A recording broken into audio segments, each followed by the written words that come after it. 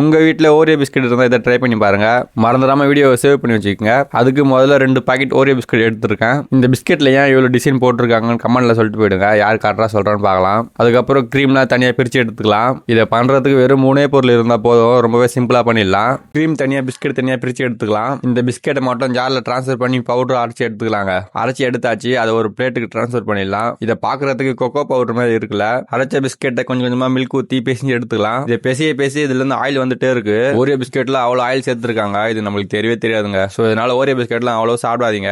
ஒரு வழியாக பேசி முடிச்சாச்சு. இங்க பாருங்க, பூரி மாவு மாதிரி இருக்குல்ல. ஆமா, நீ இப்போ என்ன பண்ண போறேன்னு கேட்டீங்கன்னா ஓரியோ ரோல் தான் பண்ண போறேன். இதை அப்படியே ஒரு பட்டர் பேப்பர்ல போட்டு இந்த மாதிரி பண்ணி எடுத்துக்கலாம். அதுக்கு மேல நம்ம எடுத்து வச்ச ஓரியோ கிரீமை ஸ்ப்ரெட் பண்ணி ஆகணும். அவ்வளவுதாங்க. இதை அப்படியே உருட்டி எடுத்தா ஓரியோ ரோல் ரெடி. இதை பாக்குறதுக்கு ஸ்வீட் மாதிரி இருக்குல்ல. டேஸ்ட் பாத்தீங்கன்னா ஓரளவுக்கு கொஞ்சம் நல்லா தான் இருக்கு. சப்பாத்தி மாவு சும்மா சாப்பிட்டா எப்படி இருக்கும் அந்த மாதிரி தான் இருக்கு. இந்த மாதிரி சிம்பிளான ரெசிபிக்கு நம்ம சேனலை ஃபாலோ பண்ணி வச்சுக்கோங்க. அடுத்து என்ன பண்ணலாம்னு கமெண்ட்ல சொல்லிட்டு போயிடுங்க. ஓகே கைஸ், அவ்வளவுதான் அந்த வீடியோ. நெக்ஸ்ட் ஒரு ரெசிபியோடு பார்க்கலாம். டாடா, பை பை.